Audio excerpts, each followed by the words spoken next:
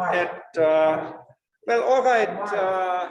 Let's see. It's a minute after 7, so let's get started here with our program. The Global Learning Center is a local nonprofit that started in 1988. And we have been putting on approximately monthly programs on all kinds of issues and global topics, sometimes on an individual country or region, and sometimes on issues that impact everybody around the world, such as tonight's topic of climate change. Next time in January, we have a program on food, and that should be a very nice topic as well, and a nice presentation from Chio at the Modern and Classical Languages at Wichita State. So we'll advertise that program right after the event tonight, so look out for information on that for next month. So we don't always have doom and gloom topics. Sometimes it's cheerful topics like food, which she assures us is never just food. So I'm looking forward to that. But tonight we'll discuss climate change. And what I want to do is present some information, but also really leave a lot of time for discussion and for everybody to ask your questions to Kent and myself. And, you know, just really answer questions. So I'll start us out with something I put together, and then Kent is going to talk, but you can also interrupt anytime. So we have, I don't know, how many are we, 15, 20, something like that here in person, and we have another 10 or so online. And I will say this is being recorded, and with everybody's permission, I will put it on YouTube later on for people to watch again, but I can edit it before I do that. So if you ask a question and then you feel like that was a silly question, I don't want the world to know that I asked this, let me know and I'll edit the final video, okay? Sound good? All right. Okay, so let's, I think we are just a few too many people to do introductions before we get started, but if you ask a question and you want to just briefly introduce yourself later, that's fine. Just tell us a sentence or so about yourself so we kind of know who everybody is. I should start with that and tell you my own credentials. Other than being president of the Global Learning Center this year, I'm also a professor of physics at Wichita State University and past president of the First Unitarian Universalist Church, which I should acknowledge is making this space available to us for free. So thank you to this progressive faith community, or lack of faith as in some cases, whichever. All right, physics, you know, I started as a young boy being interested in technology and in technological solutions. And I recognized climate change early on as one of the important issues. And so I figured that if we just invent better technology, we can solve all these problems. Of course, that was terribly naive. I think there are, of course, some technological solutions, but really it is a political problem. And so I think there's many different elements, many different backgrounds and expertise that goes into a discussion about climate change. And so my viewpoint is by no means exhaustive, but what I want to start with is just a short video. It's by a YouTube channel called kurz gesagt, in a nutshell. And not everything you find online is reliable, but this I found is quite interesting. So let me start screen sharing for those who are online. Share sound, optimize for video clip, desktop to share.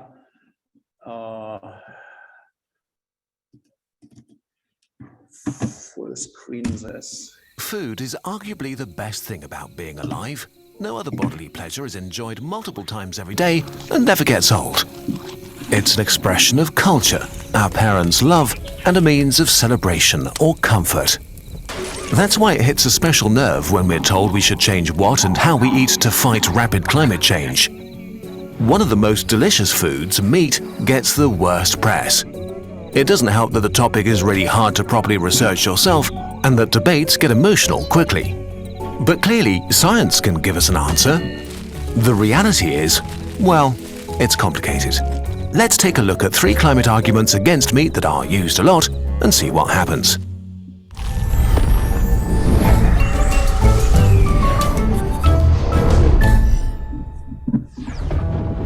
1. Does our diet really play that big a role in climate change? Feeding billions of people is impossible without causing emissions. Even if someday we have zero-carbon tractors, refrigerators and cookers running on renewable energy, and electric trucks to move our food, there are still unavoidable emissions. Rice emits methane. We cut down forests to make room for pastures and crops. And we emit nitrous oxide when we use fertilizers and manure. Worldwide food production is responsible for about 26% of all human-made greenhouse gas emissions, which is unfortunate since food is not optional. While 26% doesn't sound that bad, it means that even if we extinguished all other sources of emissions today, the emissions from food alone would still use up our entire carbon budget by 2100. So no matter how we twist and turn it, food is a real driver of climate change. Still, emissions from different food items vary a lot. How do things look when we compare their footprints separately? Food's climate impact is most often based on life cycle assessments, an analysis that looks at all the emissions of a product throughout its existence, from production to transportation, packaging, use, and waste management. In the most detailed meta-analysis of life cycle assessments to date, beef emissions stand out at the top. On average, a kilogram of beef emits 71 kilograms of CO2 equivalents. Lamb is also high at 40 kilograms. Pork emits 12 and poultry 10 kilograms. At the bottom we have lots of plant-based foods. Potatoes, for example, emit around 150 times less than beef. The most important aspect of food isn't weight though, it's nutrient density. A kilogram of beef would keep you alive much longer than a kilogram of potatoes. So how does the ranking change if we compare emissions per calorie or protein? Not much. Animal protein is still the most costly for the environment, and beef and lamb are also outliers in emissions per calorie. But is this fair? After all, not all beef is the same. There are all sorts of ways to rear cattle, from pure grass-fed to factory farming.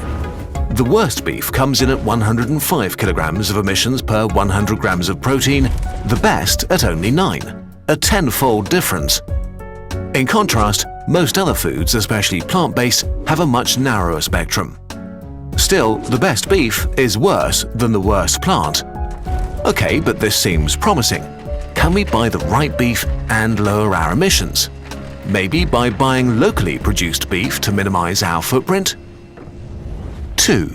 Does buying local food actually matter? Let's stick with beef since it's such an outlier.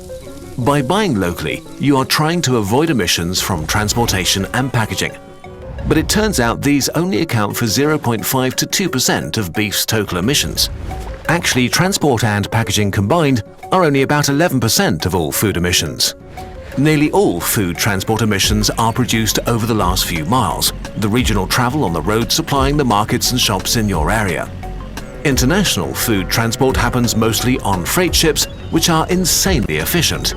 For For example, shipping 1 kilogram of avocados from South America to Europe generates about 0.3 kilograms of CO2 equivalents in transport emissions and around 2.5 kilograms overall, while 1 kilogram of beef from your local butcher will come in at 18 kilograms in CO2 equivalents at least. So even when shipped great distances, emissions from almost all plant-based foods cause lower emissions than locally produced animal products. Okay, so if transport doesn't play a big role, what causes the vast amounts of emissions from beef then? By far the largest share of beef emissions consists of methane released directly by the animals. While CO2 hangs around for centuries, methane only stays in the atmosphere for decades. But in these short periods, it is very powerful. All in all, methane has already caused 23 to 40% of human-made warming so far. There's controversy about how bad this is exactly, and we don't want to dive in too deep here, but the way things stand, any kinds of extra emissions are not great. Still, all cows burp and fart to similar degrees. What explains the spectrum of beef emissions? There are a couple of things. It makes a difference if the beef comes from a dairy herd or one dedicated to beef production. 44% of the world's beef comes from dairy cows, sharing its footprint with dairy products. Dairy cows tend to get higher quality feed, which makes them grow faster and emit less methane. Geography also plays a role because it determines which farming methods are possible. The worst factor by far is the destruction of forests for farmland. Not only does this release the CO2 that was bound in the flora, it sets free carbon that was stored in the soil and destroys its ability to store it in the future. This aspect accounts for much of the range of emissions in beef. The worst emitters are farms burning down rainforest for farmland, especially in Brazil. There is a sinister truth hidden here. The more animals suffer, the better they are in terms of climate change because they are way more efficient. They use less land and their food is brought right to them, and so they grow faster and don't expend energy on things like walking. Cattle in a factory farm that never get to roam pastures can sometimes be less destructive for the climate than cattle grazing peacefully on a formerly lush piece of rainforest. But isn't it a bit out of touch with reality to demonize cows so much? Some of the land these animals are grazing on isn't suitable for crops anyway. By grazing on pastures, they can turn things we can't digest into food. Isn't farming animals just a smart way to make the best use of unused resources? 3. Don't cows mainly use land that we can't use for agriculture or other things? About half of the world's ice and desert-free land is used for agriculture, an area the size of the entire Americas plus China. Half of all agriculturally used land is dedicated to animals. Most of it is grassland, 65% of which cannot be converted to cropland. So pasturing animals is actually a very efficient way to use those areas since we can't grow human food there anyway. There are a couple of catches here though. While the idea of cows turning useless grass into steak is nice, it is part of a marketing lie. Even though it is so massive, pastureland alone can't support the ruminants living on it. Globally, grazing systems sustain only 13% of beef production. So if we were to switch to 100% grass-fed, we'd simply have to eat much less beef. In the US, beef production would crash by some 70% if it were to exclusively rely on grass. The only way to sustain our high demand for meat is by growing crops and feeding them to our cattle. And we haven't even talked about chicken and pigs, which exclusively eat feed crops. Because of this feed demand, less than half of the world's cereals are used directly as human food. 41% is fed to animals. The same is true for soy. There's a lot of talk about Amazon deforestation for soy production, which makes us think of soy milk and tofu. But only 19% of global soy production goes towards products for humans. About 77% is used to feed animals. Besides, land without food crops isn't automatically ecologically useless. A beef-free diet would free up around 2 billion hectares, a vegan diet would free up around 3 billion hectares of land. We could use this land to grow forests or restore wild grasslands, basically anything that could suck carbon out of the atmosphere. If we spared 3 billion hectares of land, it could remove about 800 billion tons of CO2 from the air over 100 years. By comparison, we emit about 50 billion tons of CO2 equivalents per year at the moment. Okay, to summarize, food is a huge driver of emissions. Meat, but especially beef, is the worst food in terms of emissions. Buying locally does not have a big impact on food emissions compared to the type of food you're consuming. When it comes to beef, cattle that are grass-fed can sometimes even be counterproductive because they just need much more land. Even if you find the most environmentally friendly beef in the world, your burger still comes with a significantly higher carbon footprint than a veggie patty. You can decide for yourself what you want to do with this information.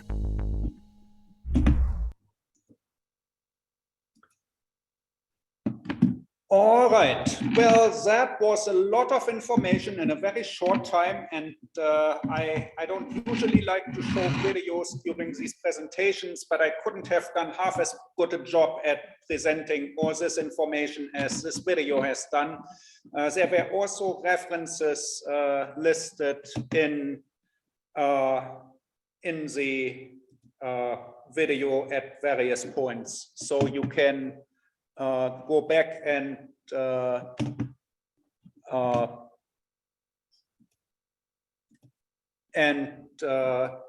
you know, read the original sources if you want to fact check those claims in this video. And of course, if we talk about climate change and what we can do individually to combat climate change, there are many possibilities. We can trade our gas guzzlers for electric cars, but that costs money that many of us may not have. We can upgrade our heating systems and our homes and put more insulations and solar panels on the roof and geothermal heating and so on. But all these things cost money, and there's not so many ways to combat climate change that are truly accessible to all of us. Whereas reducing our individual meat consumption is certainly an option for all of us who are not already vegetarians or vegans. So how many of you would agree that it is a good thing to reduce meat consumption to counter climate change? If you are on Zoom, you can, also indicate by online feedback. So I think that's most of us. Well, I don't really think it's going to work. If we individually reduce our beef consumption, but those producing beef are not penalized for emitting carbon dioxide and methane and climate active gases, then what's going to happen is just that the price of beef is going to reduce by a cent or two until people who could formerly not afford it are going to purchase it. So yes, I think we should reduce beef consumption, just if not to save the planet, and maybe to improve our own health. Less meat in our diet for most people is perhaps a good thing. But I also think we should have no illusions that anything we can do individually is going to really have a significant impact. I think the only things that have a significant impact are going to be political action to price carbon. And so I'm extremely disappointed today that Build Back Better seems to be at the very best very much delayed. And I think we really need legislation that takes a step at solving some of the climate change issues, and not just mitigating the impact of climate change, which is what money seems to be available for, but to reduce the amount of global warming that's going to happen in the future, to reduce carbon emissions, to finally take on the oil and gas and coal industry head on. So that's, I think, you know, we gain credibility by individual action, and we should do those things, but we shouldn't have the illusion that that's going to be enough. So, all right, not every society in the history of the earth has been capitalist and destroying the planet. And so I want to hand it over to Kent, who's going to tell us a couple of things about what certain people have been doing in the past to maybe counter this. Let me bring up his presentation and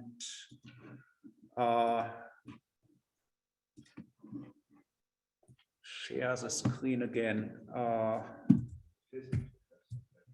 Presentation mode.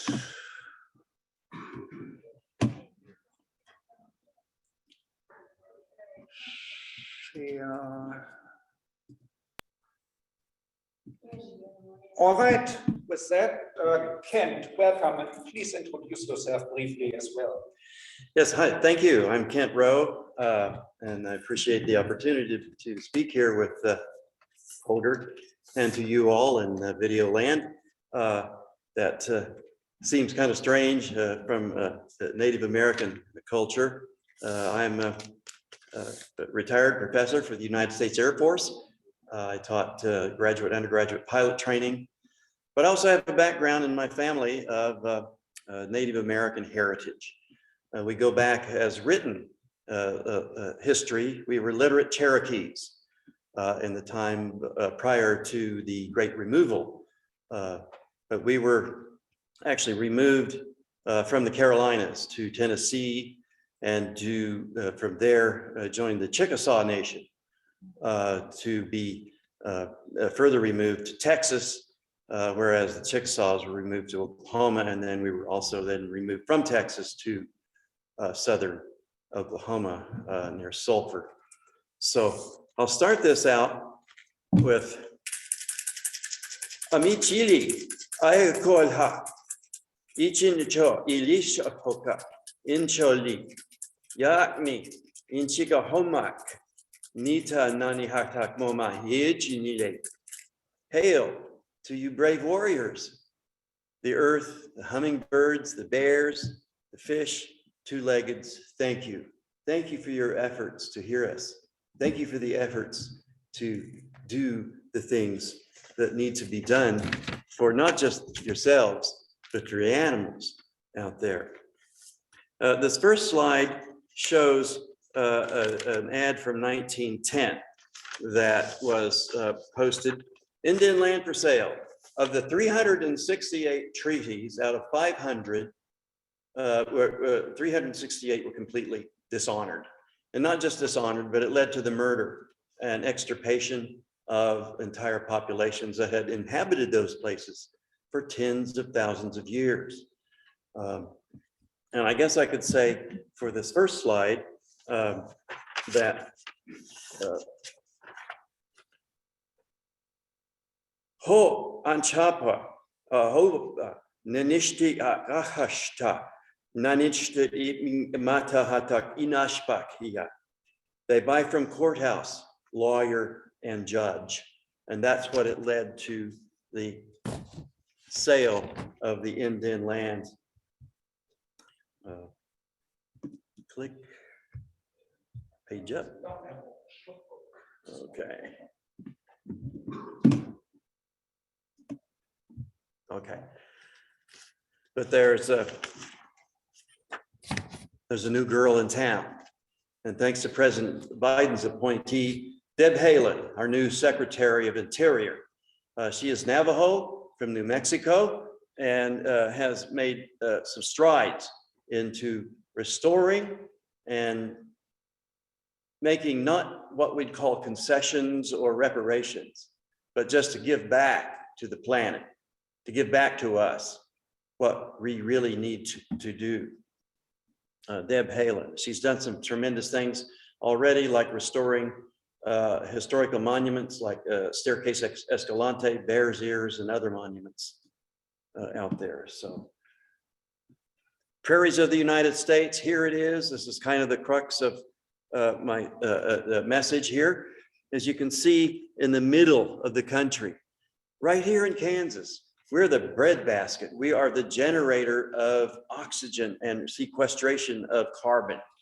We had the prairies here, and the prairies were so valuable, of a product of hundreds of thousands, if not a million years of evolution, of very fine tuning of its most efficient and wondrous way of making the planet run. And this is what it looked like. This is what it meant. And I couldn't get the whole slide in this, but you can see the richness of the biodiversity of just the animals, the birds, the arthropods, the insects. And take note of those little brown things right there. Those are the engineers of the prairie, the bison or the buffalo, as you would call it. And there's also fire. Fire was part of the prairie that would cleanse the old growth and grasses. And the bison were instrumental in that. They were the ones that actually ate just the grasses and left the other bio grasses and such, semi-grasses, forbs, corbs, and so forth. They were really good at that because their saliva was instrumental in establishing what's called a microbiome.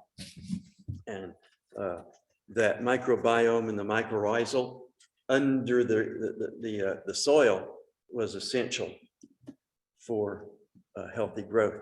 The Kaw, the Wichita, the Osage, and the Pawnee heritage from around these areas, you can see that cycle, where the bisons would consume the grasses, whereas not cows, not just domestic cattle, but the bison in particular were instrumental here because they consumed the grasses and then processed that through and excreted that out, drove that in with their hooves deep into the soil, and that gave rise to more grasses and they omitted some of the other flowering plants that domestic cows and cattle would eat. So that deprived the insects of their foods and so forth. The pollinators were able to flourish. So the talk is about herbivory, and the one thing that sets the bison apart from the domestic herds. Another thing is that domestic herds tend to be managed and removed from the area upon maturity. Historically, the buffalo or the bison were left on the range, and also the elk, the cougars, the mountain lions, the wolves, coyotes, all of those things would decay down in here. And what we found is that even though there's no techno fix for the planet crisis, which many of us believe, the technology can tell us what's under these things, and some very specific bacteriums and in the mycorrhizal communities. Those biomes gave rise to a continuing evolution of bacteriums and microorganisms that were underneath in these decaying animals. This is a favorite one of mine, comes from the Sierra Club magazine. Here's a grizzly bear, and there were prairie grizzly bears right here, right where we are now, roaming around. Some say around 50,000 at the time of Lewis and Clark. The prairie grizzly bear, and here it is consuming a felled carcass. Probably not killed, probably just died of old age or left over from a wolf hunt or a cougar kill, a mountain lion kill.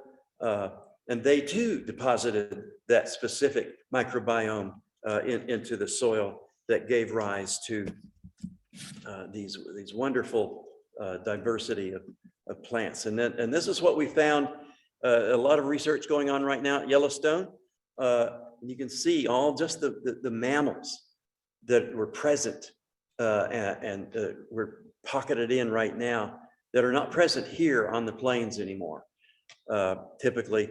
But one of the largest preserves for bison, buffalo, is Oklahoma. Pawhuska has about a 40,000 acre bison preserve. But I don't know how rich it is with the mammalian diversity. But you can behold quite a lot of mammalian diversity, biodiversity out there. And here's the punchline, right there. It's all right here.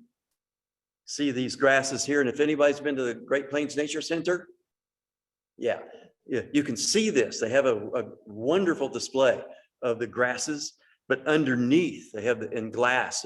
You can see the root system that goes deep down in. And what happens is the bison that eat the grasses actually come along and eat them very short. And you say, oh, it's overgrazing, it's going to kill everything. Well, because of their deposition and recycling of the soil, this comes back up, and it keeps this soil moist because the grasses don't get so high to dry out in the wind. And that's what they found up in Yellowstone during a detailed study, and some other places. The American Bison Association, Intertribal Buffalo Association observed this phenomenon. It keeps these long stem prairie grass, tall grasses moist, and it's very good at sequestering carbon.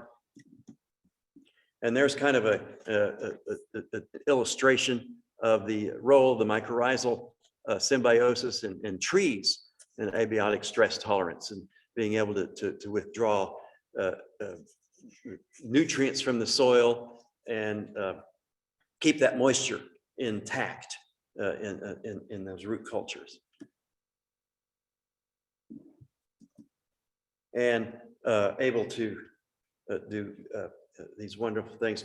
And I'll touch upon the Wichita Tribe. There was a Wichita Tribe here before their removal. The Keechai, the Waco, and the Tawakoni out there. And notice the symbol in there. And those of you who want to improve your home, here it is. All made out of, guess what? Grasses.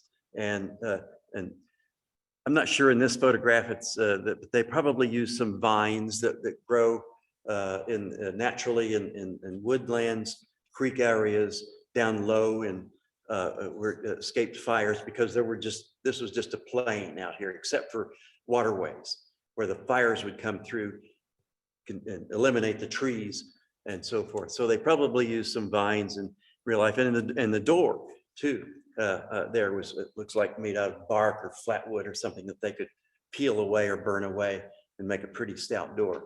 Well, guess what? We can do that now. We don't have to live in $400,000 homes just to keep ourselves comfortable. Hemp is another plant that can be utilized to make homes. And right now we're printing homes, 3D printing on large, massive templates. And the next iteration, and they're already doing this in Australia. You can research this out yourself, using a hemp composite to use in the 3D printing of these home models. So we can go organic there too. Oops. That was do I go back here or just the other way? Oh, just that one. Okay. I kind of like this frame here because it shows that this could be 200 years old. And in migratory patterns of native peoples going through these areas, they always have building materials available. They probably know where they are, where they left them last time. And they can take these lodge poles and put them around, and they carry their skins, or they get them, the skins, obtain them locally and cover them and have a wonderful shelter for themselves. Again, very recyclable. Kind of like to put this frame out here because we've got to lose this concept of what we've learned to regard the race, the ethnic genre of Native Americans, Native peoples. We've got, although I love the outfit, I really do. Lose the gun and maybe the headband, I'm not sure. But Lone Ranger in Tonto was an example. Lone Ranger, superior guy, always giving the orders and just do this, and he's always on top of things. But Tonto did know some things too. These kind of things. But why not something like this? Let's make it stylish. Make it happen with some natural materials in our clothing and our dress and our behavior. Make it a trend, make it something stylish that can be take hold in a very viable fashion. Something that speaks to the culture here that we can integrate with each other. And I like this slide too, because I ask myself, are these women looking at a sunrise or the sunset for the planet? Have we got long to go? And what's the effect here that we can restore the planet, we can sequester carbon just like it was. We've got a herd of bison right now of about 500,000. At its peak, 30 million to 60 million head were out there on a viable prairie that sustained this planet. And we have that here in this part of the country. And please make my friend smile again. Right now, the animal world is pretty angry with us because we do our thing with extinction capitalism, various ways of insidious ways to and in closing, I will say that ahile atakmoma yaaknim imana kokshvila toklo yuunzi patpo chule chufipi hotolakma ahi chakaka fama atapolchi nipacha Wall Street. To the people of the world, make up your minds to use powers to clean dirty debt and defend yourselves and make things hard and dismember Wall Street. Thank you.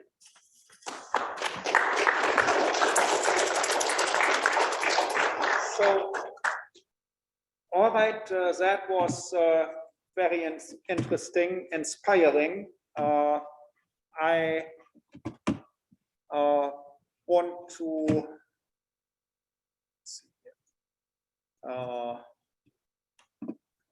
want to show one more thing before I open it up for discussion, and that's so we've seen earlier that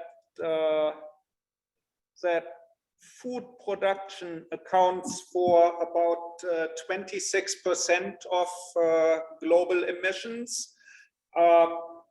But of course, that's a global average. And I also want to acknowledge that emissions are not uniform among all of us. So what's shown here, let me make this a little bit larger. This is from Visual Capitalist, and it shows the world population along this circle. So right now there's about 0 to more than 7 billion of us. And then depending on where we live, we on average emit different amounts of carbon dioxide. So we hear all the time that China is now the largest emitter of greenhouse gases. Well, that's true. The red box there representing China is larger than all the very tall badges on the upper part, those green colors. But yet the larger green sliver there that says 14.4, that's the US. And so everybody in the US on average emits twice as much greenhouse gas as any one person in China.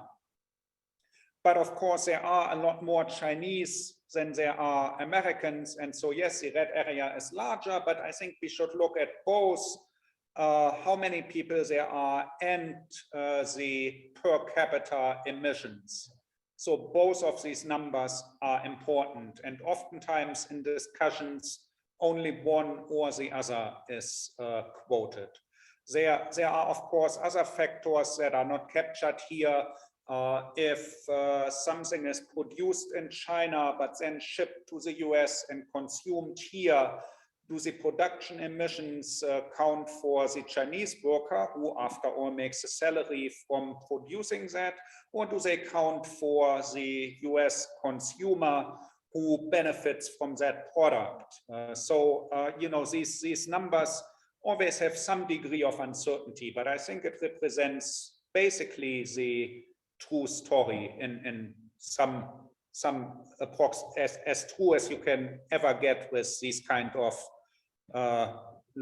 large level statistics. So anyway, I also want to point out African countries, India, very low emissions per person. Let's look at one other graphics real quick. I was saying that, you know, unless we take political action, maybe we won't solve this.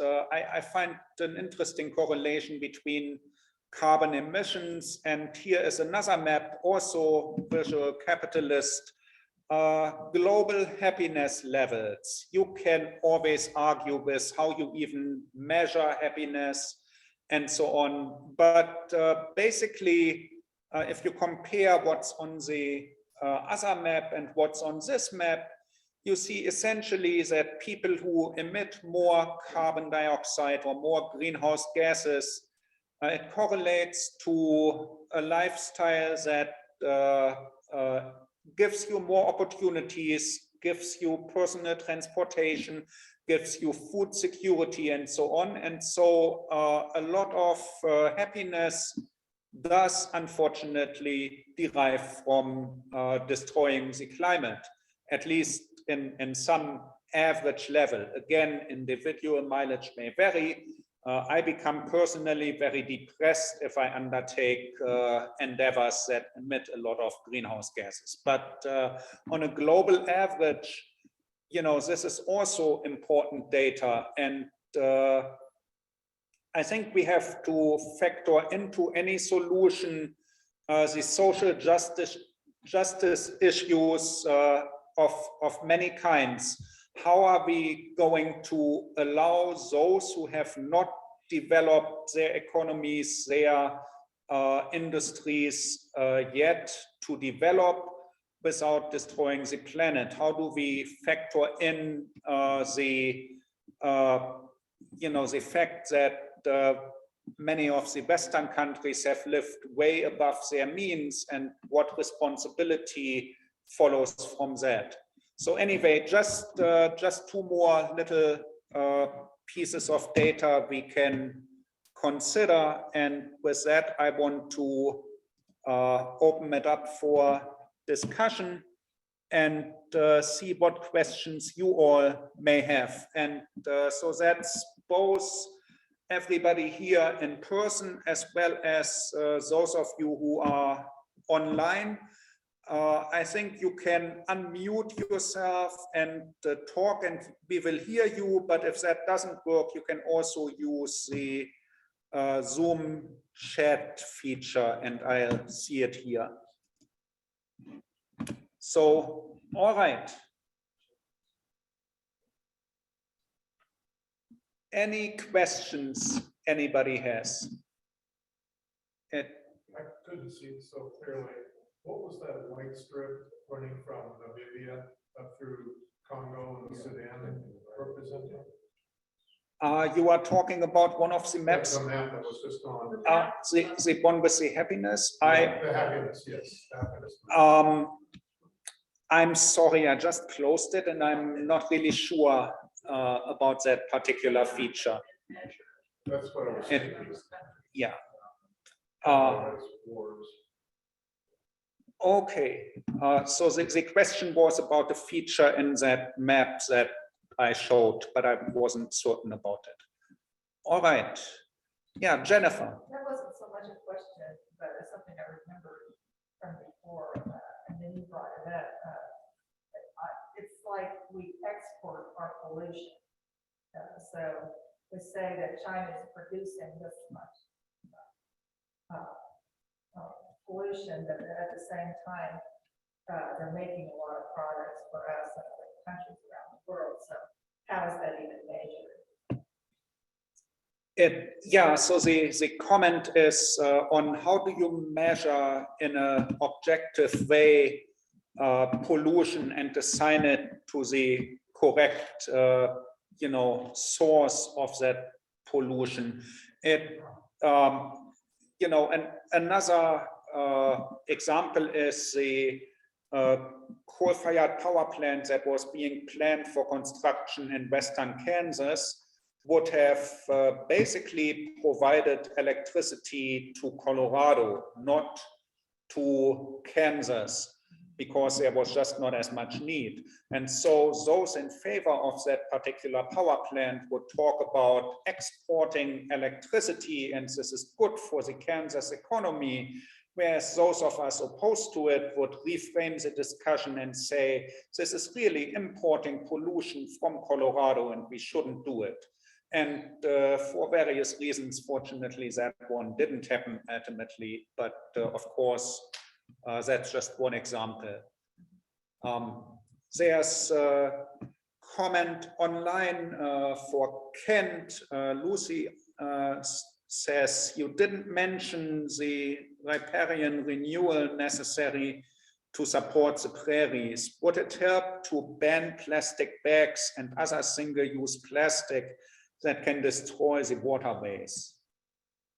Well, of course, yeah, we're finding microplastics in the soil, the water, tissues, us, a greater. Can you want to just speak into the microphone?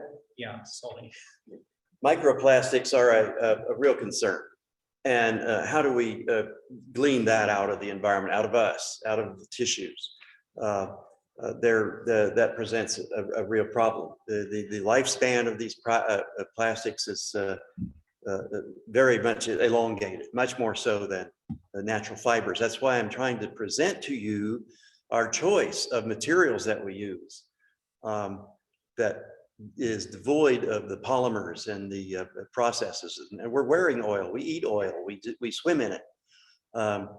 So why can't we stop this juggernaut of plastic now? Because it is having a tremendous, but unseen, oftentimes to the eye, of petroleum plastic. Now, plastic can be used for natural plastics too, and we do have an entire industry on that. There's a lot of research, some research, not enough to put it out there.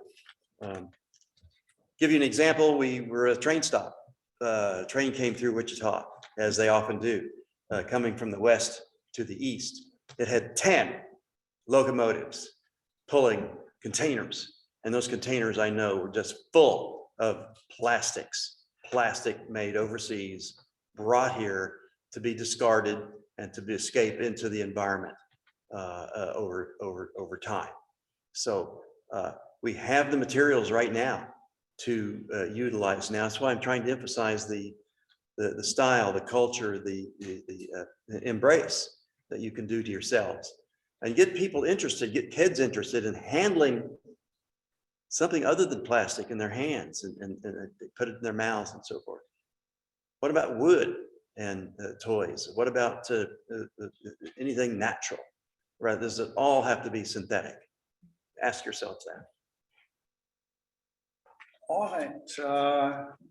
Gretchen Ike asks, can you say more about hemp for house construction? A British friend today posted an article on hemp being under high temperature fire for a long time and not being damaged. Yeah, I've seen that same video, a material called hempcrete, kind of replacing concrete with a concrete-like material using hemp fiber and other natural materials to bind it, can make a very durable and strong building material.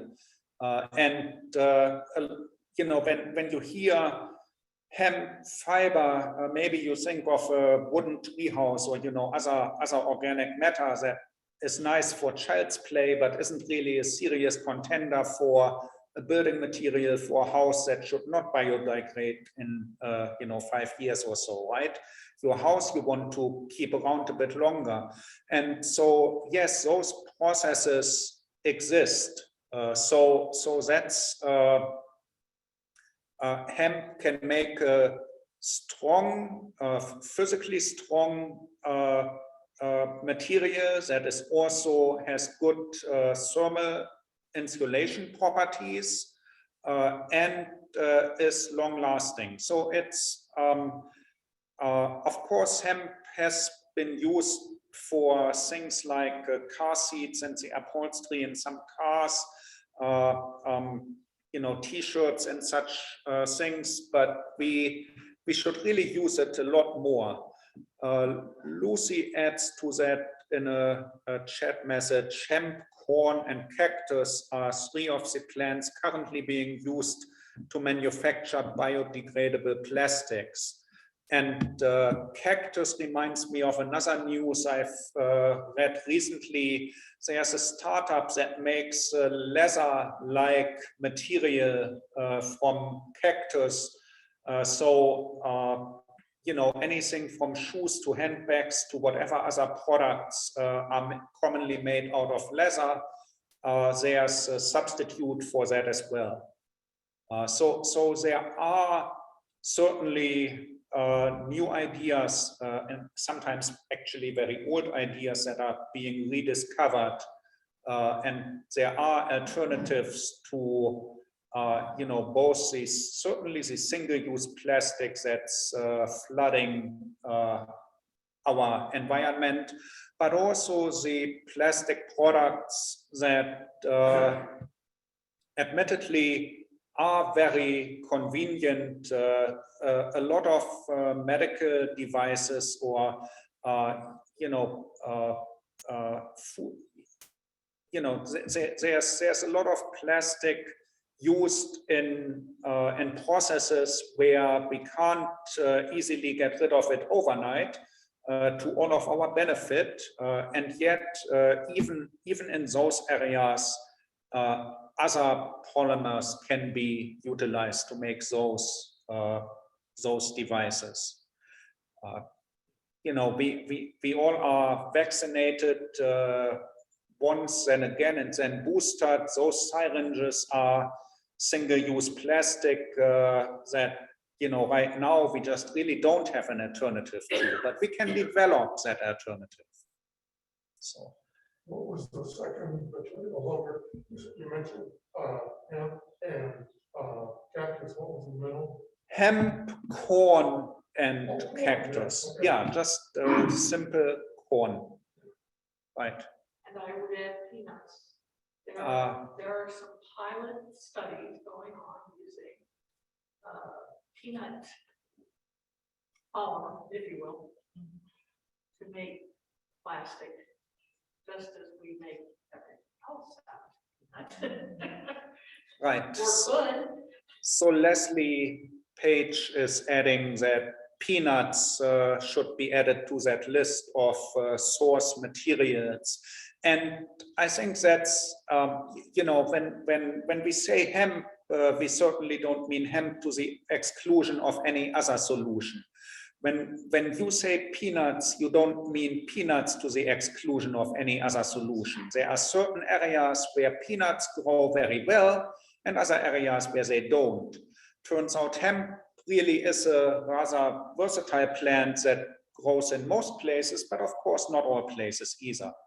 So just like when I get asked, solar or wind? No, it's not one or the other. It's not one is better and the other is worse. We need both of them where each of them works better. So it's in most cases, the answer isn't one or the other. The answer is one and the other.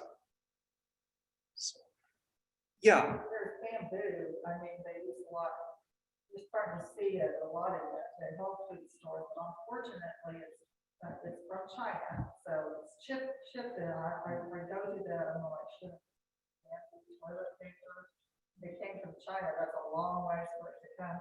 And there's no reason that they can't grow bamboo or, any kind of wood product.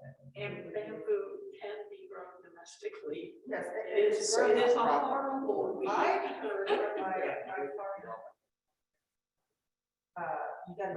about it, but it just grows that easily. Yeah, oh yeah, it spreads So- under the ground. So throw bamboo into the mix. Although some of it is coming from China, you've got to be careful. If it grows in the wild, it may grow so well that it grows like a weed and you can't control it.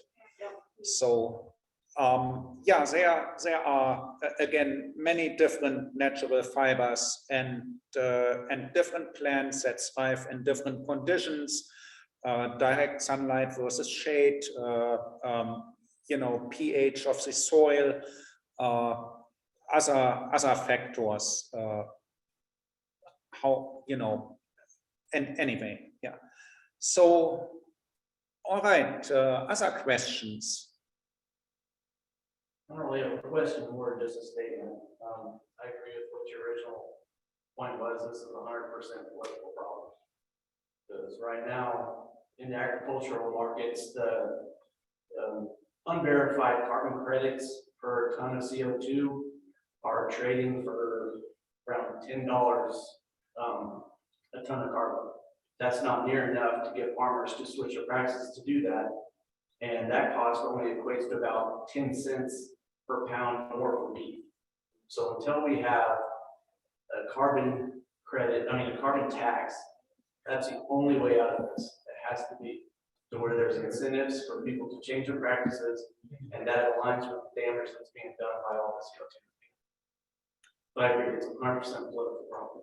Right. So to reiterate, the gentleman, and I'm sorry, I don't know your name, said that there is carbon cost assessed, but it's far too low to drive farmers to change their behavior or what is being planted. It translates to something like 10 cents a pound, I think you just said, on the end product. So I can add to that in the European Union, there is a similar system of price on carbon emissions and trading system for carbon emissions.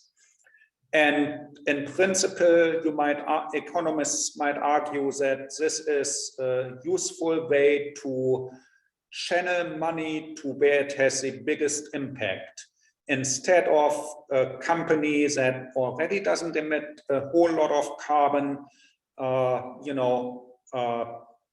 updating their processes. They would just buy a few carbon credits from a company that really needs it because they are very dirty, and over there then the money, the money could be invested to improve that very dirty process more efficiently. So in principle, economists argue that the carbon emissions trading system can be a component of the solution. But just like here in the European market, way too many of those certificates were issued as the trading system started and as it was updated year by year. And the cost of emitting carbon is nowhere near high enough compared to the damage that carbon emission is actually doing. And we know all the numbers, we know the true cost of carbon emissions, and it's astronomical.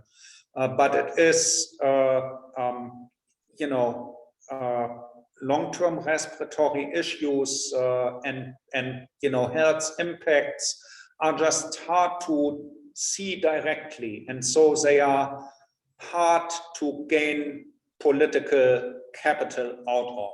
And so it's just easy to keep emitting, and even if we acknowledge that the problem is severe, my little bit of extra emission doesn't make it that much worse, perhaps. And so there's always this rationalizing away of the true cost of the environmental impact of climate change.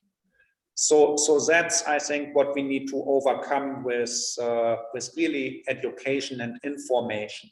We need to have, you know, a climate change minute on the evening news every day.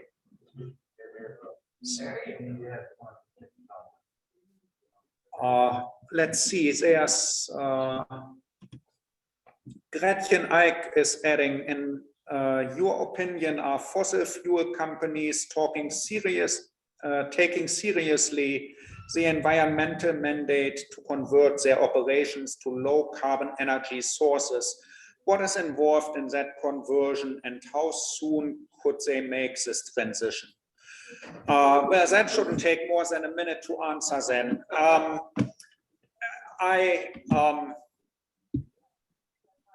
I think we've all seen the studies and the reports that ExxonMobil has known about the dangers of climate change since the 1960s. There have been reports for you know, a very long time in all the large oil extractors, all those companies that are in that sector, and they continue today to fund climate change denial and to buy politicians. There's one name that comes to mind particularly today, but other days it's other names. There's just a lot of lobbying, and I don't see the industry being part of the solution at all. I'm sorry to say. I wish I could be more optimistic, because of course it would be easier to solve this cooperatively. And of course, if you go to any of the press offices of these large companies, they are all starting to install electric car charging stations at some of the gas stations and so on. So they try to slowly, you know, wade into this new territory of environmentally sustainable business practices, but that's only out of economic necessity and because some of the shareholders demand it. It's greenwashing. It's not what they truly, you know, believe in. You can't claim that you are part of the solution and buy new oil leases and so on. So no, the industry is not going to solve this. The free market is not going to solve this, even if we had a free market, which really I kind of don't think we do, because the oil industry is getting way more subsidies than wind or solar have ever gotten. So just to add to that, just to point out their corporate civic minded duties, their corporate citizenship. ExxonMobil and ConocoPhillips each have made, on the average, since 2001, $40 billion each year on the average. And to display their corporate citizenship of this country, guess how much federal income tax they pay, which is, I could say, zero. right. 40 billion a year each, and there are others in that name. So Randall points out that two of the large oil companies have each raked in profits of 40 billion per year since in this millennium, the last 20 years. And they each don't pay their fair share of taxes. They each don't have any incentive to change what's working very well for them and their shareholders, but isn't working very well for the planet. Other questions, comments, anything goes. What do you want to know about the energy sector, about water, about the impact of climate change on specific countries or specific areas? Will the Netherlands be flooded? Will Bangkok be flooded? What about Jakarta? Any other questions? What do you want to know? Well, not so much a question, Holger, but a comment. Here locally, I live just west of the Big Ditch. And there is a road that dead ends just before my street. And there is a hedgerow that has been there for probably 40 or 50 years. And starting December the 20th, KDOT, at the request of the city of Wichita, is tearing up the hedgerow. So I called and I asked about an environmental impact statement, none filed. Not by the state, not by the city. I asked how they let this contract with the company that's taking out the trees. They didn't have any information for me. I called the city parks and recs. I called the mayor's office. I called the city forester, who never called me back, by the way. They do have one. And what I was told from Parks and Recs was, we're removing those undesirable species. And I said, undesirable to whom? Could you please define that for me? That hedgerow has been there a long time. And what are you going to replace it with? And what are you going to do about the loss of carbon sequestration? Because I know these words. And you know what? My office will work on a reply for you, and we'll get back to you after the first of the year when the trees are all down. So that was a long description of how a hedgerow of trees is being cut down by who knows whom. It was very hard for Leslie to get information after she has been calling every office in the city, county, and state she could think of. And there will be a reply on after the first of the year, but all the trees will be cut down before Christmas. So it's oftentimes we have limited input locally in what's happening, and so this is certainly something we can do, and Leslie has been doing. Get involved, ask those questions. It may be too late to save this hedgerow that's been there for at least 40 years, but maybe those questions will prompt a different kind of assessment before the next set of trees is slated for destruction. Dottie. Ken, what has New Zealand done, or is New Zealand doing, or does New Zealand think it ought to do?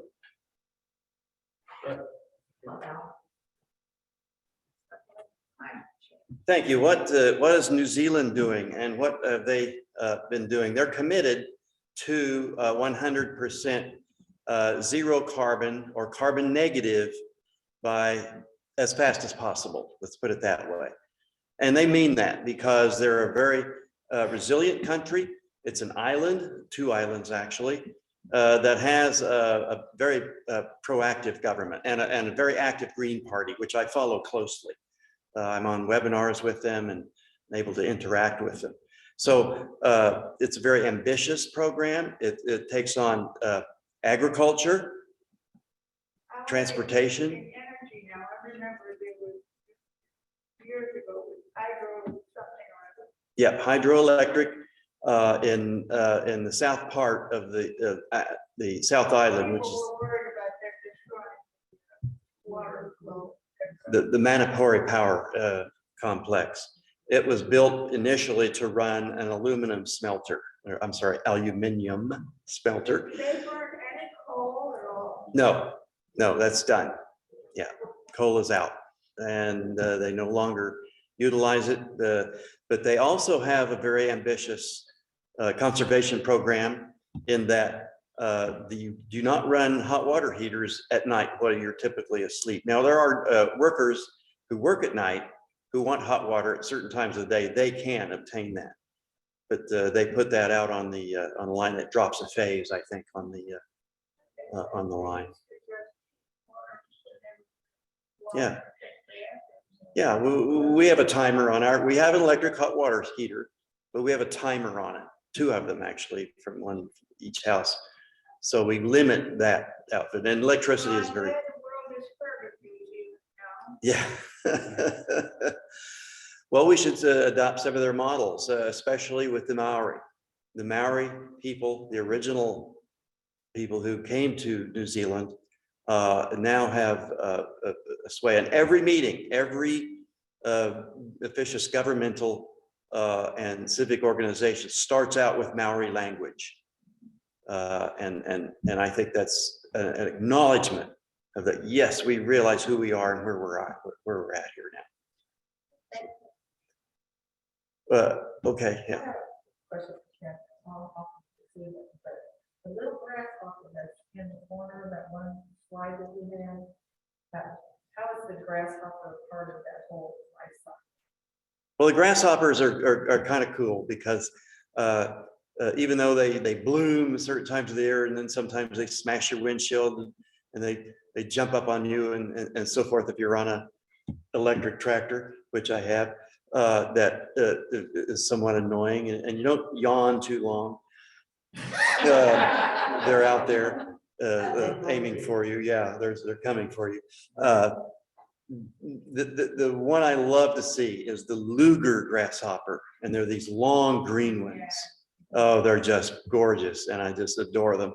But they are part of the food chain. They are part of the cycle of pollination and consumption from other bird life and so forth. Lizards like them too. Of course, lizards eat a lot of things, but they do particularly like unwary grasshoppers. So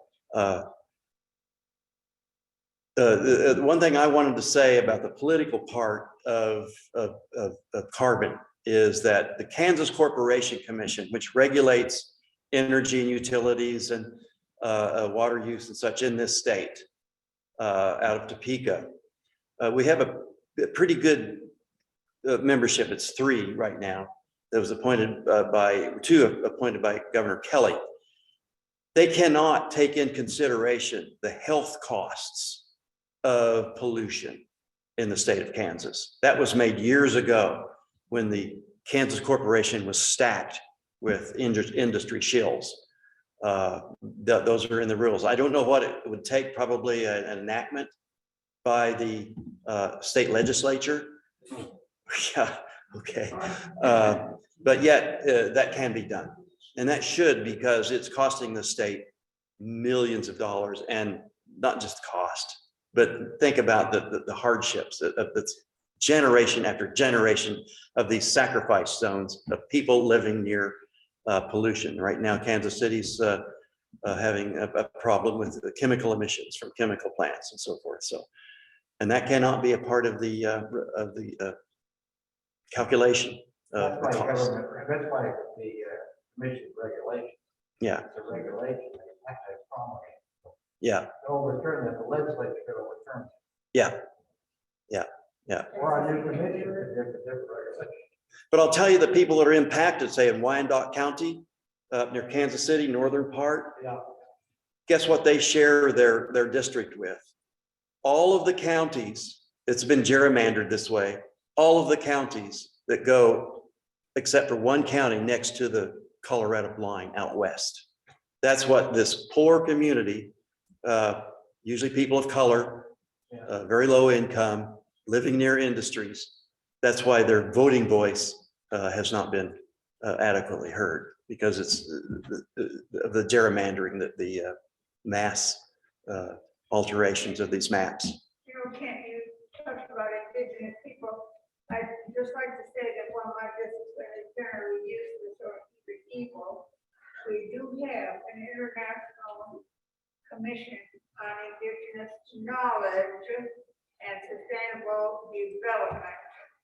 started by my Russian colleague.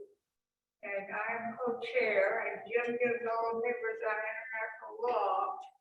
And there are people who are aware of the fact that indigenous people, being smart, know they have to survive and they can't destroy their resources. Yeah, it's I think counterintuitive. farmers know this too. People Yeah. who live off the land aren't idiots, they get it. It's people who moved into the Industrial Revolution that put us all into this mess, isn't it?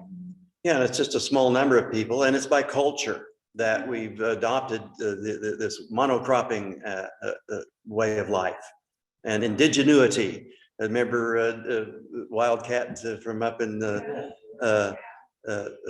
Haskell Institute. One ask Holger. Holger, do you think the oil and gas and coal interests have as much influence on the EU countries as in the US? They obviously have a lot of influence in the US. They just blocked Biden's legislation. It looks like put an end to it. How about the EU countries? Do those interests have the same kind of influence? Or how would you compare?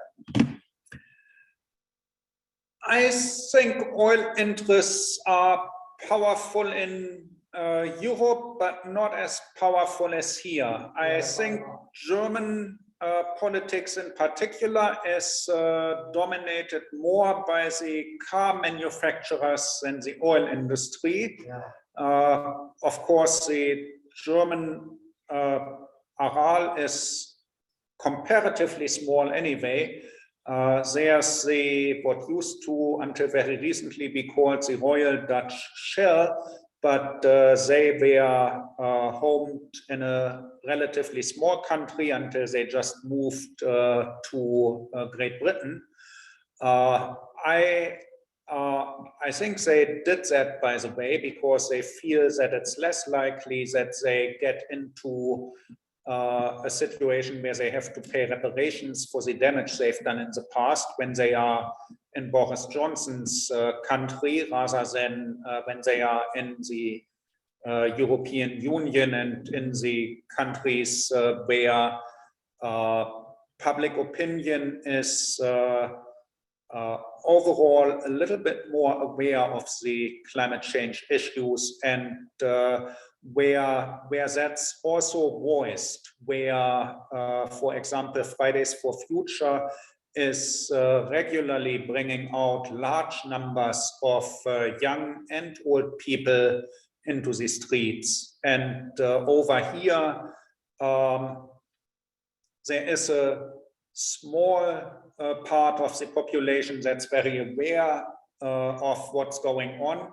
And we see all of each other at all kinds of different organizations over and over, but we have a very hard time to really break through to the general public in a broader sense. So I think it's public opinion that makes a difference, which of course takes a long time to change. And then it's also regulations. The effects of lobbying are just not nearly as drastic in Europe as they are here. People talk about the midterm elections in 2024. This is absurd. In Germany, we just elected a new chancellor, and the active campaigning didn't start until just months before the election. Of course, there's always some, latent campaigning in the political circles, but really the news, the media, general discussion in the pub in the evening wouldn't revolve around elections unless you are really just coming up to an election. And so this lobbyists dominating the discussion and keeping this game going basically 24/7 relentlessly, that's just one difference. There's the way politics is done is different. Right now in Poland, there's a conservative government, and they have just passed a law that's seen rightly, I think, as limiting press freedom and as being anti-democratic. Yeah. And there are tens of thousands of people in the streets in Poland against this, Right. in favor of saving their democracy. But this isn't just a European phenomenon. In Sudan, there are people, December 19th is the day Sudan gained independence in, I forget the year, 1950 something or other. And then a couple of years ago, it was the date when the long-term ruler was forced to step down. And now again, people are marching on December 19th in the capital to demand democracy, to demand to join in the political process.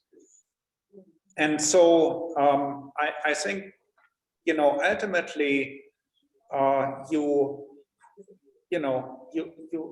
never get more than you pay, but if you pay enough with your time and your activism, then maybe you get some return on your investment. So that's, I think, the only way I see. Jim. One more question. Yeah.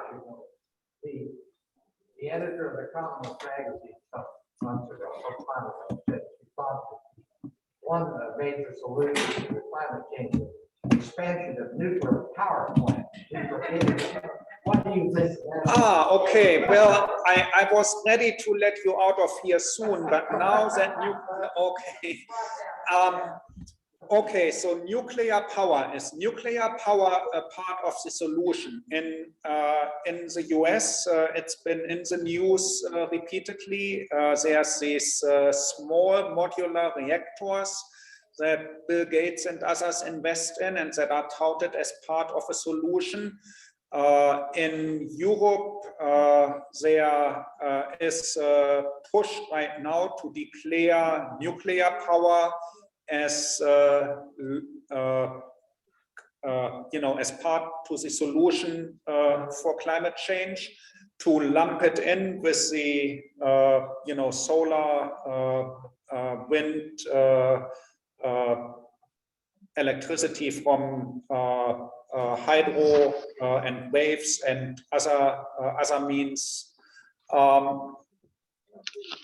No matter what you think, there's no way this is a good idea. And so first of all, we have no solution for what to do with the waste. Okay, it's long-lived radioactive waste.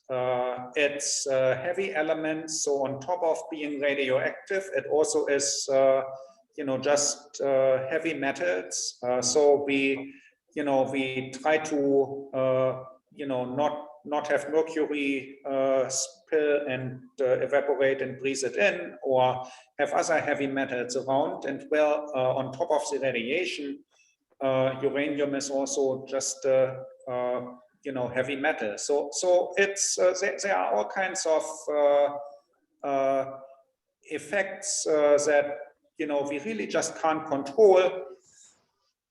France is really eager to maintain its reliance on nuclear energy.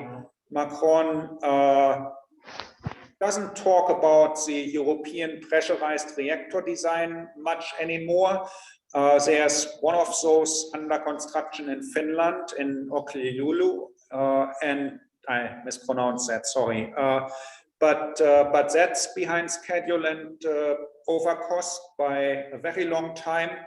It's pretty much ready and scheduled to turn on, but that same design, they are also building one in northern France at Flamanville, but they are building one and they have to replace 70 or however many they have, 50, 70, something like that over the next year. So they are way behind. The only country that actually turned 2 of them on recently is China, where they exported this design to China. They turned them on, then they had to shut them down because they had problems. And it seems to be with materials, with the design. And so this whole thing that basically Europe came together and said, instead of every country building its own design, we should have one design, we all pool our resources and make it better and make it easier. None of it is ever going to turn on in all likelihood after the problems we saw in China. It would be irresponsible. I don't think that can be saved. I think the only reason truly that any country is pursuing nuclear energy is in relation to the military application of fusion and fission.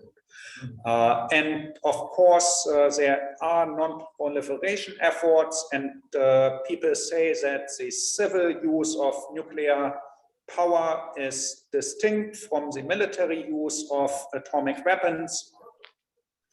But anything from the radiation safety officer who can find work at a nuclear power plant at Wolf Creek, or can work on any of the radiation nuclear submarine or whatever other facility, it's just not as distinct as people claim it is. It's the same expertise, people move back and forth. And so I think really the only reason people want to maintain this is the military connection. I think there are some of the billionaires like Bill Gates probably truly believes that those small modular reactors are part of the solution.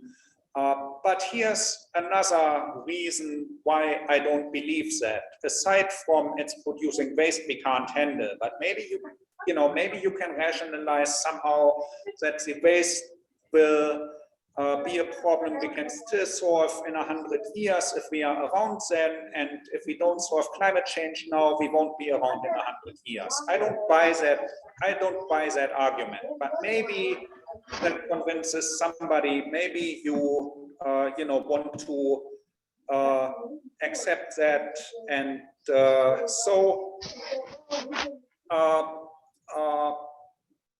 you can argue that's not really fair to future generations, but that's fine. There's another point that has nothing to do with the nuclear technology, and that's yet very important. When you split uranium atoms, or if we can do it, and it looks like we will be able to do it, if you fuse hydrogen atoms in a controlled fashion, not in a hydrogen bomb, but in a fusion reactor, not in the sun, but in a smaller fusion reactor here on Earth. We don't have that now, but with the International Thermonuclear Experimental Reactor under construction in Caradache, France, it looks like we will have that on a timeline that I think is credible. But no matter you do fusion, which would be much better than fission, or you do fission, you just end up with heat. Just like when you burn coal, burn gas, whatever. To convert heat into electricity, that's a thermodynamic process that has an efficiency that's limited, if you want to look it up, by the Carnot efficiency. It can be less efficient than that, but physics sets a strict limit on the maximum efficiency. That maximum efficiency depends on the temperature difference between what's hot and what's cold. And that's why nuclear power plants are at places where you have cooling water available. That's why the Army Corps of Engineers comes in every couple of years and dredges out the Wolf Creek, so that those large intake pipes at the power plants there can take in all the cooling water that the Wolf Creek nuclear power plant needs, so that they can have heat from the decay products of the uranium atoms breaking up, and have a cold reservoir from the water. If you run out of cooling water, you cannot convert the heat into electricity. So you can still run the steel industry in Pittsburgh that needs heat to smelt the steel. But you can't convert it into other forms of energy, which is in almost all cases what you really want. And so those power plants, why did the tsunami hit Fukushima? Because it was right on the ocean. Why was it right on the ocean? Because you need the cooling water from the ocean to run the reactor. Why are all of France's nuclear power plants on the large rivers? Because they use the large rivers to take water in to cool the condensers where the steam is recondensed after going through the turbines. If you can't condense it, that cycle will stop. During a drought, they couldn't take in as much cooling water in the summer some years ago, and they had to throttle the power output of those nuclear reactors. Spanish solar power saved the day. The next winter, it was extremely cold, and in France, people heat with electricity because it's so cheap and they have so much nuclear power, except the rivers froze over because it was so cold, and they couldn't take in water in the intake pipes because everything was frozen. Now you might argue, just open the door, you have cold air, but that doesn't work. Air heats up very quickly. You need cooling water. And so in the cold winter, they still couldn't run their power plants at full capacity. And it was German wind energy that saved the day. I'm arguably perhaps oversimplifying a little bit, but the reliability of nuclear power is always overstated. And so we have better solutions. We have wind and solar available. We don't need nuclear. And we have solutions to produce electricity. We don't have solutions for the water crisis that is looming and that most of us are not talking about nearly enough. So I'd rather not evaporate all that water in the cooling towers. I'd rather keep it to irrigate my garden, to take a shower now and then, and to have drinking water available. So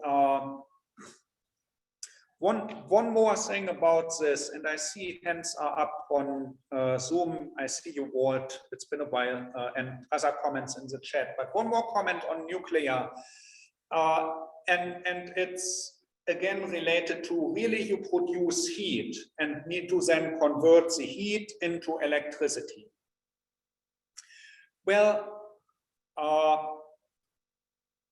if you do that, people run internal combustion engines in cars, 1,000 explosions per minute under the hood. You basically produce heat that then expands and the piston moves and you drive your car. That's a thermodynamic engine in most of our cars, and it's a very small thing, right? A lot of heat is lost through the engine block to the side, not just into the radiator. And if your radiator breaks, you know, you don't have cooling, you can't drive your car, right? But it's a small engine. If instead of burning that oil in your engine, you burn it in a large power plant, more likely coal or whatever, but you burn the same amount of carbon in a large power plant, well, it's still producing heat that needs to be converted into electricity that then goes through a power line into your battery in an electric car. Well, your electric car is very efficient at converting that electricity again into propulsion. And so even if you run an electric car in a region where most of the electricity is from coal, that chain large power plant to make electricity, to bring electricity into your battery, to bring it from the battery to your wheels in an electric motor, that is still overall more efficient than this small engine under your hood burning gas to propel your car. Because with heat, it's small, heat leaks out to the sides. That's why the Arctic bunnies have shorter ears and are larger than the bunnies elsewhere that have longer ears, right? It's just very simple physics. So why do I keep talking about that? Because with the power plants, no matter if it's nuclear or coal or whatever, that produce heat to then convert that heat into electricity, larger is better. That's why we have so few very large power plants currently. There are other reasons. For example, on the entire Eastern Exchange, that 50 hertz frequency, if the alternating current, the frequency of that, the phase of that frequency, the synchronization of all the different producers and consumers, it's all set by the very large generators at Niagara Falls. Old-fashioned analog technologies, those things turn and they spin at that rate that produces electricity, and everybody else has to match that phase if they want to produce also. And it's just when we started to electrify the United States and the world, that was the technology of the day, analog technology. Now we have fast computers, 50 hertz alternating current, right? The AC, 50 hertz because a generator can spin 50 times in a second, mechanic equipment. Well, computers run at gigahertz. We can sample that waveform and analyze it and match it, and we can produce solar and wind and feed it into microgrids and mini grids and control the grid with digital technology that wasn't available 50 years ago, that was extremely expensive 30 years ago, and that's practically free today. Okay. So we can change the grid infrastructure. We can build those rooftop solar arrays and not end up with a blackout. And if Manchin says that Build Back Better is leading to blackouts because we saw what happened in Texas, that is so much misinformation in one sentence that it just drives me nuts. And I'm sorry I went off the rails here. But so seriously, there were good technological reasons to have the electricity grid we currently have. But technology has advanced, and those same reasons don't apply anymore.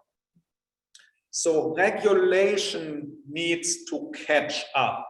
We don't need Evergy to mandate us to install 7 different meters on one small rooftop solar array to connect it. We can do this and we don't cause a blackout.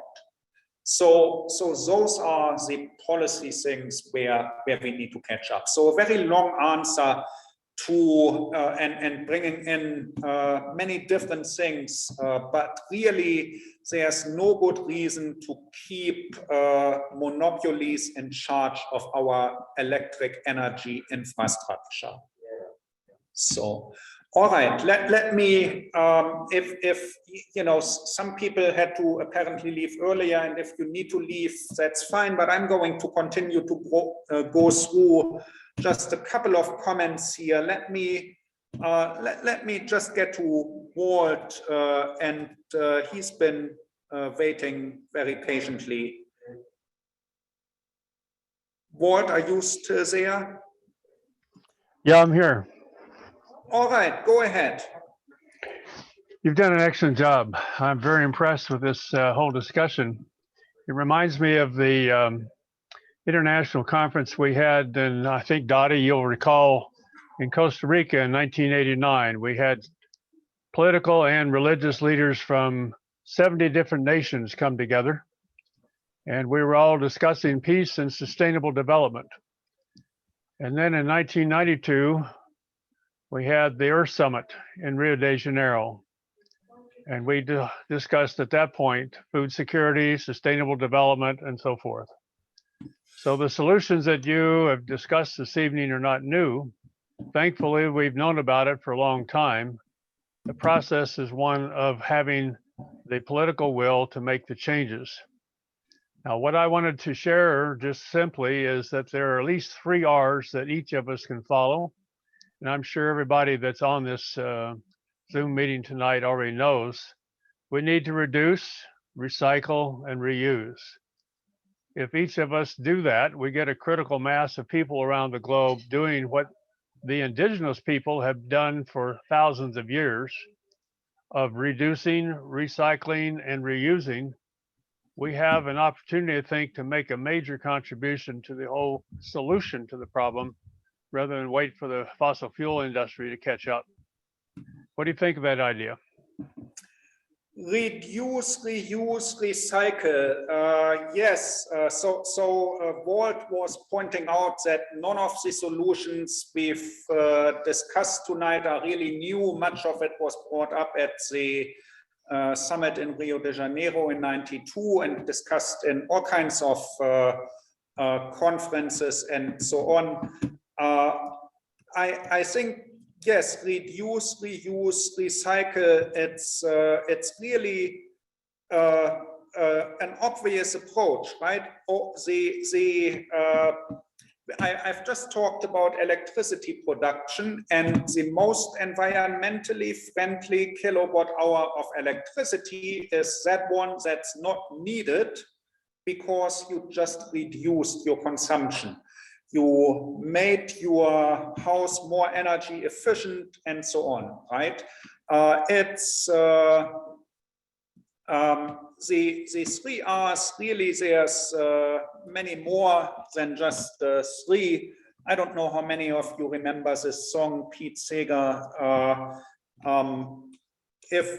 If it can't be reduced, reused, repaired, rebuilt, refurbished, refinished, resold, recycled, or composted, then it should be restricted, redesigned, or removed from production. So,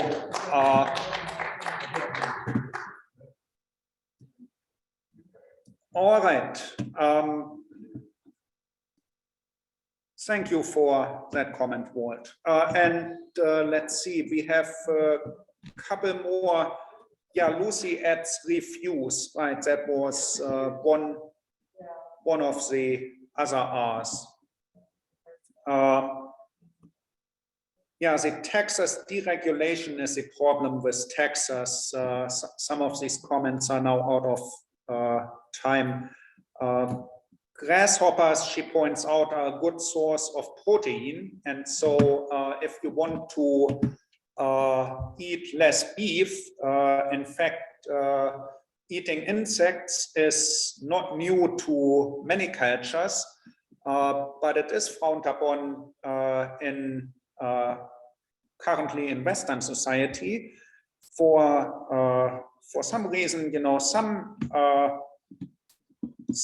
snails or whatever are a delicacy, or oysters, and then other seafood is considered lower class or something.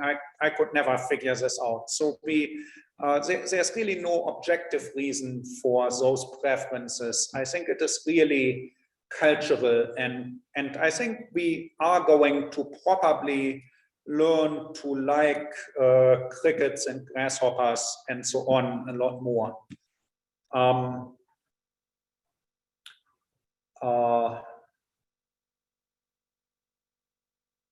Oh yeah, but only if they consume plants that are not poisoned by chemical farming methods. So yes, and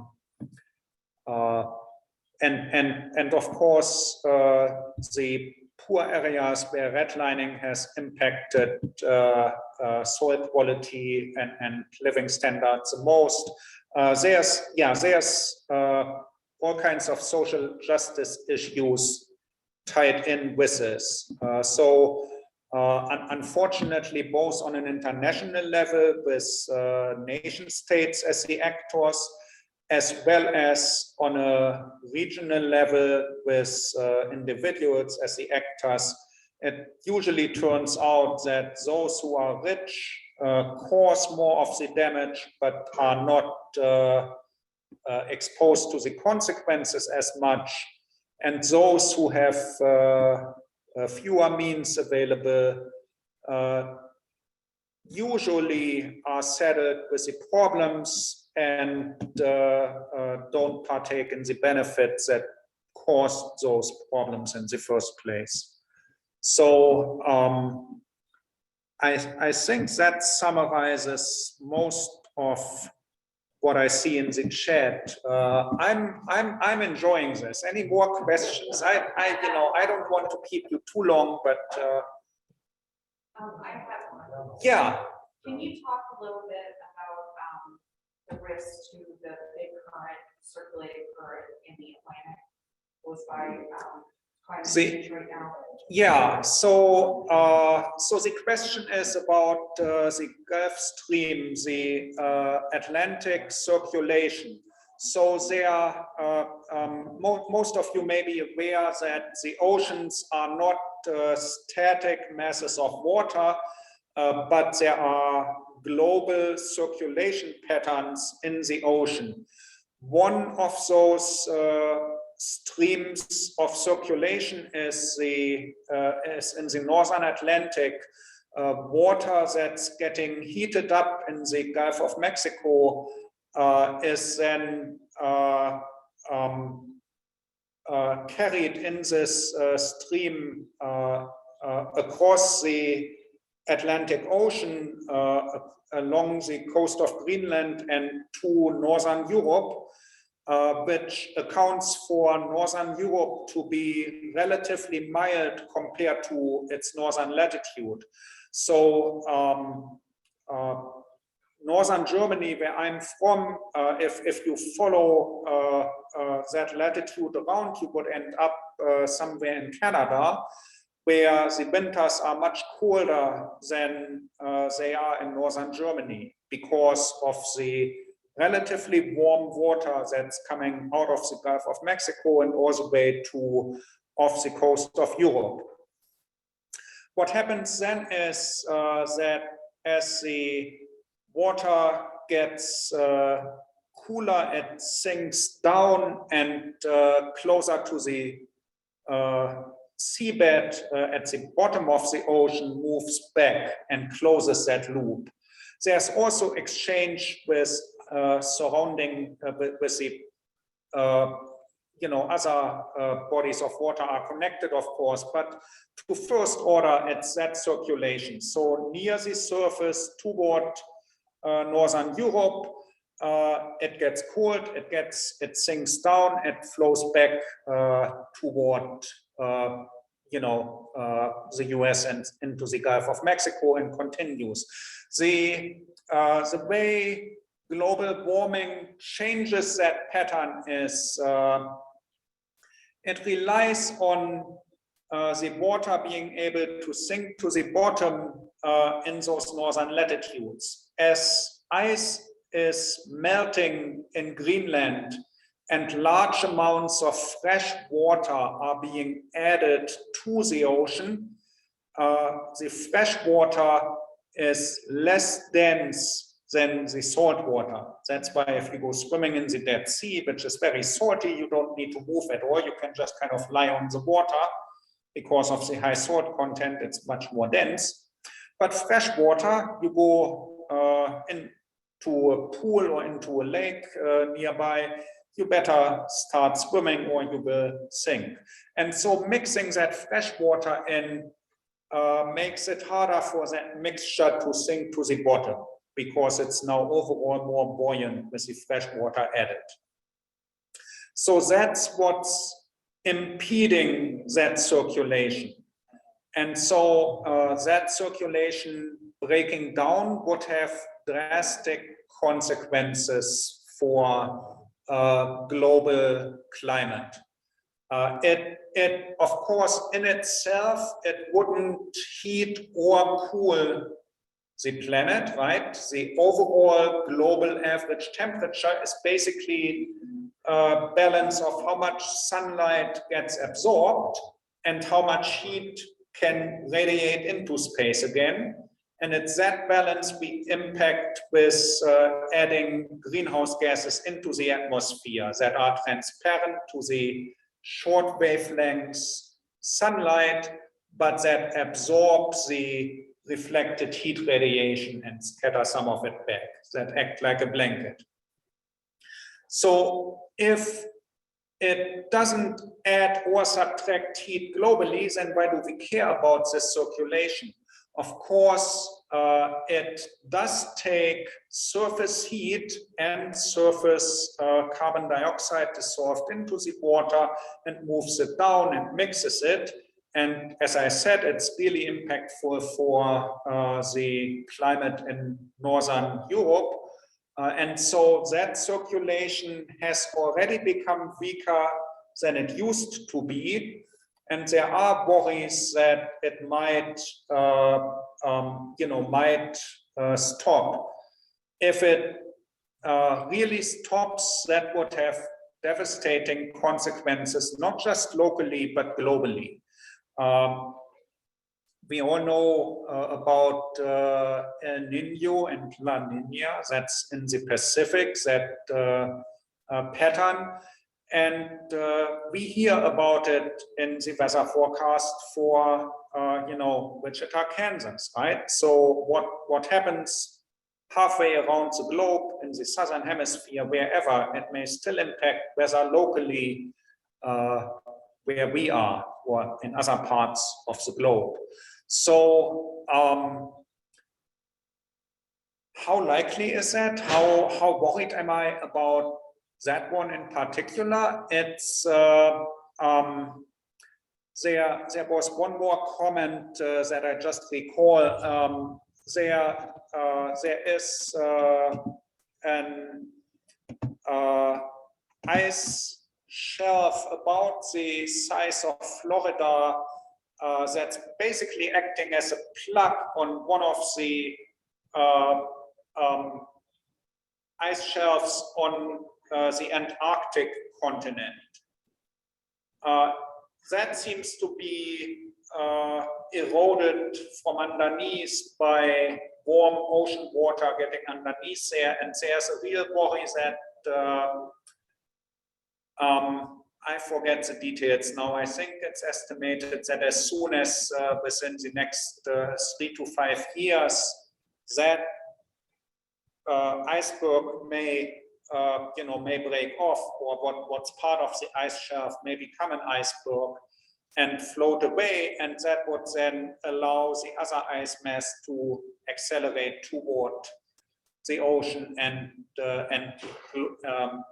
sea level rise may speed up based on those effects that have not been studied as well as one would really like, given the impact and the vulnerability of large cities all around the world on every coastline. If something comparable happens in Greenland, which is quite possible, then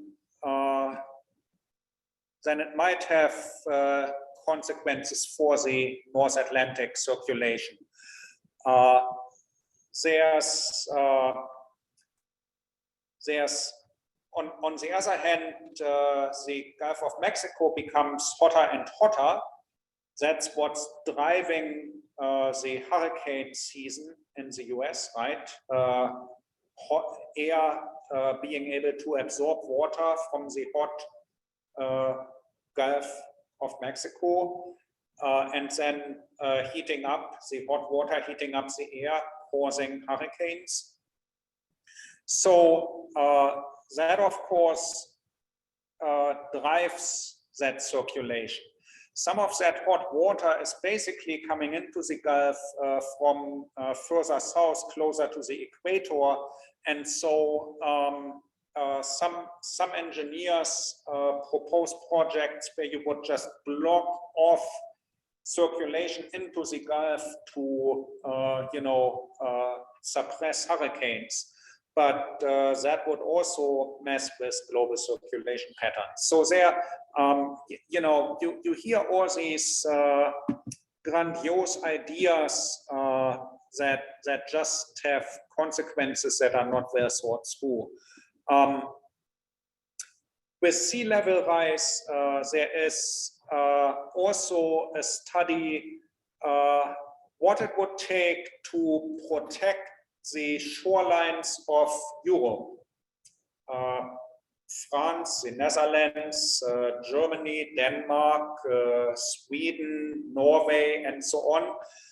And that study came to the conclusion that yes, you can build dams and dikes everywhere individually, but hey, it would be much cheaper to just dam off the North Sea and use the British island with just a small dam across the channel between the UK and France, and another large wall, from Scotland to Norway, and just fence that off. The authors of that study commented themselves, this would of course be crazy. It would have consequences for wildlife, fishery, shipment of goods in container ships, and so on.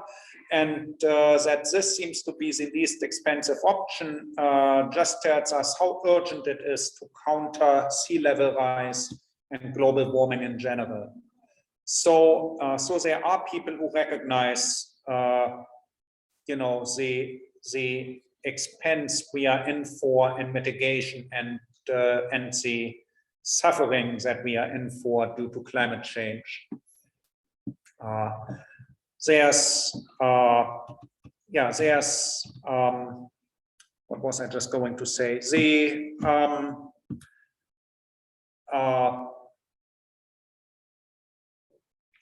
There's in the southern part of Madagascar, there has been a prolonged drought, and it's gotten to the point where it's not just food insecurity, but it's outright hunger. It's on this scale, it's level 5 over large areas. Level 5 is, hunger, people just not getting a meal a day. That's usually what happens in areas of war where food supplies are cut off. Now we see that happening due to drought. So the famine in the southern part of Madagascar, the World Food Program called people moving out of those areas the first climate refugees from famine, climate-induced famine. There's in general, we have developed a new branch of science, climate attribution. For example, the fires on the West Coast, also other events around the globe, the extreme flooding in parts of Germany, in the West, and Luxembourg and Belgium, those have been rather clearly attributed as being caused by climate change. What you can do is you run the real model Earth and a model Earth where you have less global warming, and then you put seeds in that can lead to this extreme flooding or forest fires or whatever you examine, and you put perturbances, and in one model they develop these fires and in the other they don't, or they flood, or in a different scenario, and so on. And so this climate attribution of extreme weather events to climate change, or is it just a natural fluctuation that happens? We can now do that on a case-by-case basis. It's what's her name? Friederike Otto is a German scientist in the UK, I forget, maybe in Oxford, and collaborator in the Netherlands is also involved in this. So we can attribute events to climate change. I think that that drought in Madagascar, that famine, hasn't been closely studied, and so it might be a natural fluctuation. But in general, weather extremes are going to be more extreme in the world with climate change. And so it's certainly the Atlantic circulation is something to keep an eye on, but it's only one of many tipping points in the climate system. I think the one that I'm really worried about is the permafrost melting in the northern latitudes. And we have images from Siberia where the ground is just kind of exploding because there's frozen deposits of methane that are melting, and this gas is expanding and just propelling the layers of air of soil above for hundreds of feet, and you end up with these craters, and they just keep showing up. And so those deposits that have been safely locked away under the permafrost are no longer safely locked away, and it's a very damaging climate gas. That's the one that I'm personally most worried about. But there's not just one. It's certainly circulation and so on. Yeah.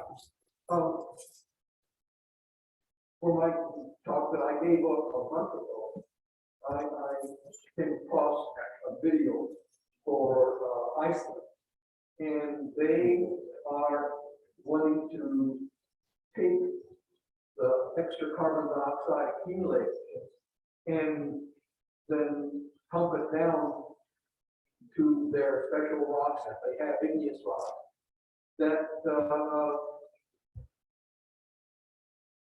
I don't know how realistic it's going to be. So sequestration, if you look at this, it goes under the acronym CSS, carbon sequestration and storage. There we are, a technical solution to the problem. We just have to filter the carbon dioxide out of the air and sequester it into the ground. How are we going to do that?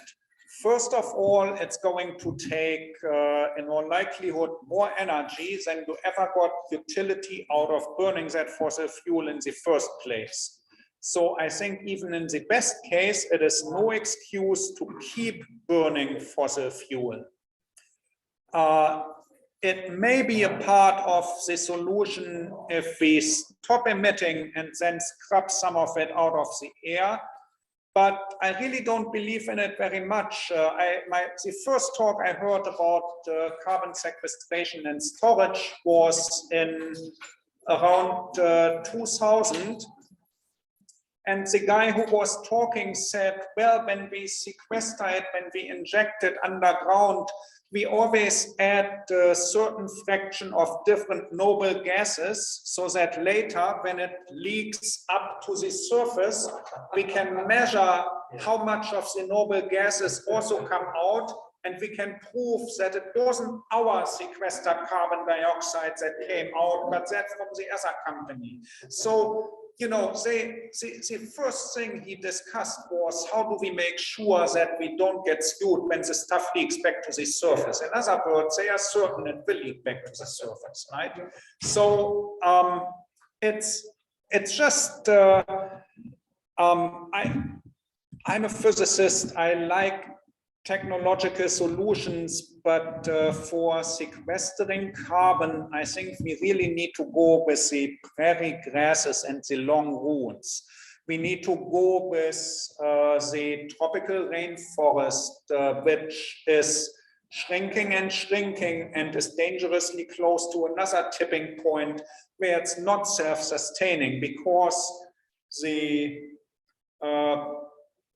South American rainforest actually pulls in the clouds from the ocean and creates the rain it needs to thrive. And below a certain threshold, the forest's impact on the humid air circulation doesn't work anymore. And so there are just so many tipping points we are just barely understanding. And I think given that we have only one planet Earth and can't easily study it, we have computer models that are getting increasingly better and reliable, and we are learning more as we run these models and run variations of these models with different scenarios and so on.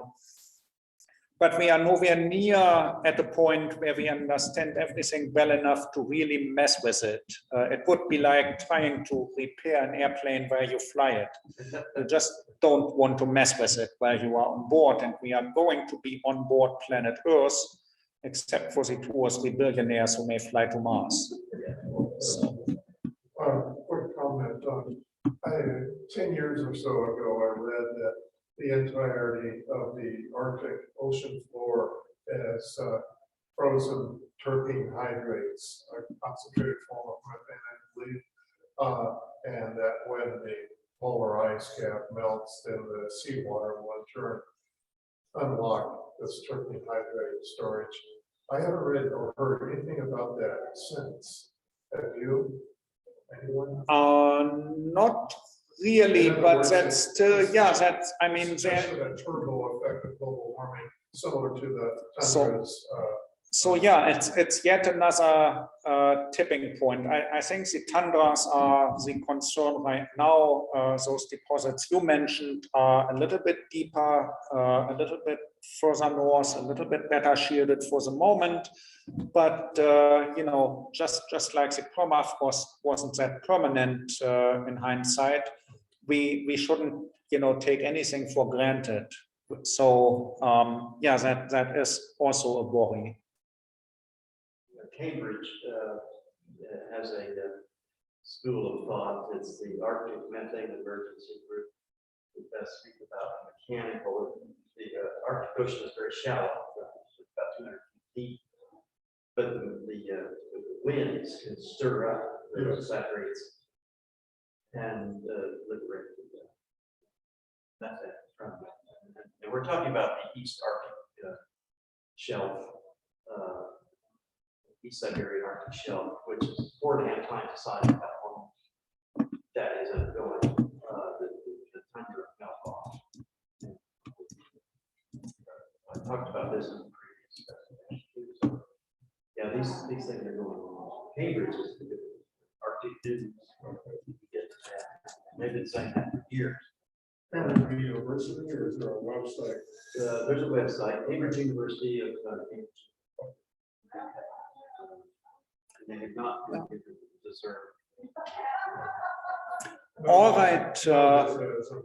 So there was some more follow-up on that, but anyway, it's after 9 o'clock, and it's been an interesting discussion. But I'm here by bicycle, and the temperature is now falling below freezing. So maybe this is a good time to acknowledge Bob Waldner's presentation from last month again, who basically told us why it's worthwhile to save this planet and who showed us some of the beauty that's around in the nature in different places in the world.